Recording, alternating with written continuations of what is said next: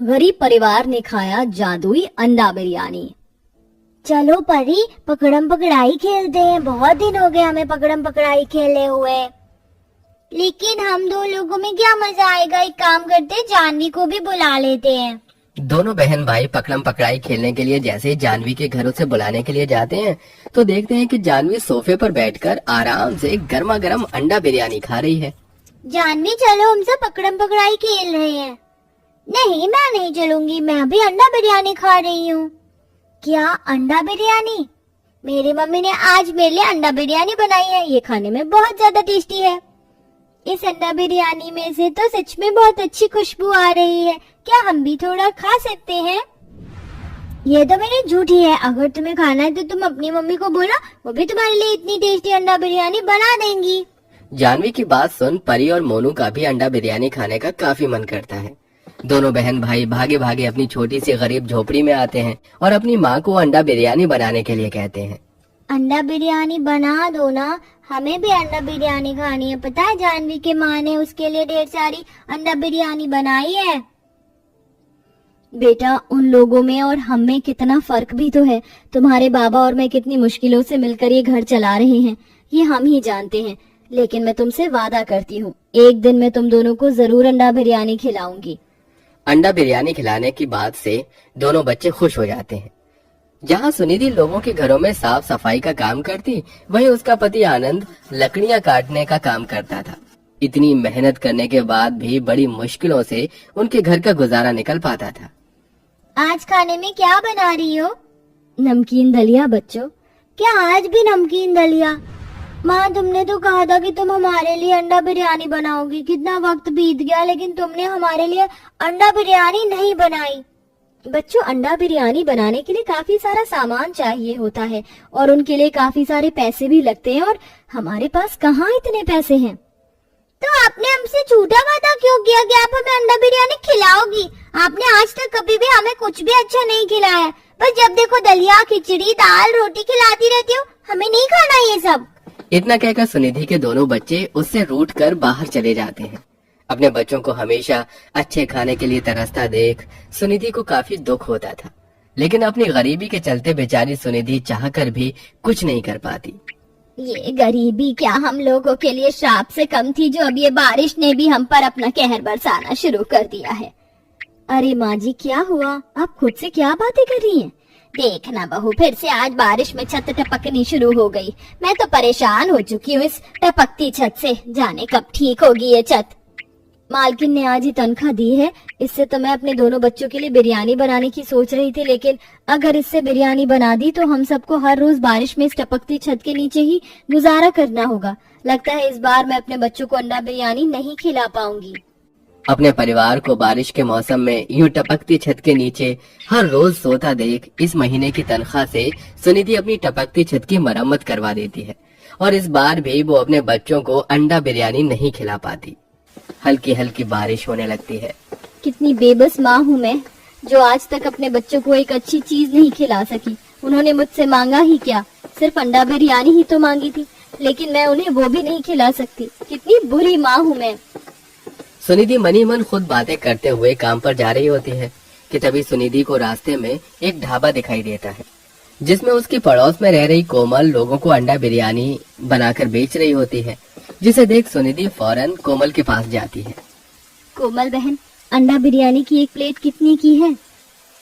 300 रुपए की है। 300 रुपए की? लेकिन मेरे पास सिर्फ 50 रुपए है। कोमल बहन, एक प्लेट अंडा बिरयानी दे दो, मेरे बच्चों का काफी समय से अंडा बिरयानी खाने का मन कर रहा है। बाकी के पैसे मैं तुम्हें तनख्वाह मिलने पर दे दूंगी। बिरयानी भी तो तनख्वाह मिलने पर ही ले जाना। मैंने यहाँ उधारी के लिए अंडा बिरयानी की दुकान नहीं खोली। अब जाओ यहाँ से, मेरा समय बर्बाद मत करो। देख नहीं रही हो कितने कस्टमर अंडा बिरयानी खाने के लिए लाइन लगा कर खड़े हैं। बेचारी सुनिधि बेइज्जत होकर चली जाती है। ऐसे ही कुछ समय और गुजर जाता है। अपनी माँ के अंडा बिरयानी न खिलाने पर मोनू और परी अभी तक सुनिधि से काफी ज्यादा नाराज होते हैं, जिसका दुख लिए सुनिधि हर रोज की तरह काम पर जा रही होती है। लेकिन कल रात तेज बारिश होने की वजह से पूरे रोड पर पानी भरा होता है। इस रास्ते से तो मैं काम पर नहीं जा सकती, लगता है जंगल के रास्ते से मुझे काम पर जाना होगा। सुनिधि जंगल के रास्ते से होकर काम पर जाने लगती है। तभी जंगल में सुनिधि को एक छोटा सा चावल का खेत दिखाई देता है, जिसे देखकर ये इतना छोटा सा चावल का खेत इस बीच जंगल में क्या कर रहा है?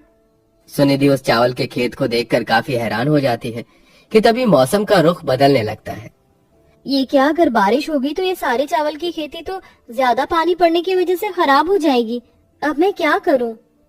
चावल की पकी हुई धान बारिश के पानी की वजह से खराब न हो, इसलिए सुनिधि जल्दी से भागती हुई घर जाती है और घर से एक तिरपाल लाकर खेत के चारों तरफ छोटे छोटे डंडे गाड़ कर तिरपाल को उस खेत के ऊपर अच्छे से बांध देती है, जिसके चलते अब बारिश होने पर भी वो चावल का खेत सुरक्षित रहता है। सुनिधि अब हर रोज उस जंगल के रास्ते से ही चावल के खेतों को देखते हुए काम पर जाया करती थी और बारिश में चावल के खेत को खराब होने से रोकती थी। ऐसे ही एक दिन सुनिधि और चावल के खेत की तरफ से जा रही होती है कि तभी उसे एक आवाज आती है। रुक जाओ सुनिधि। ये आवाज कहाँ से आई? कौन है यहाँ? सुनिधि, हम तुम्हारे सामने ही है। ये आवाज कहीं और से नहीं बल्कि चावल के खेत से आ रही है। क्या? चावल के खेत से?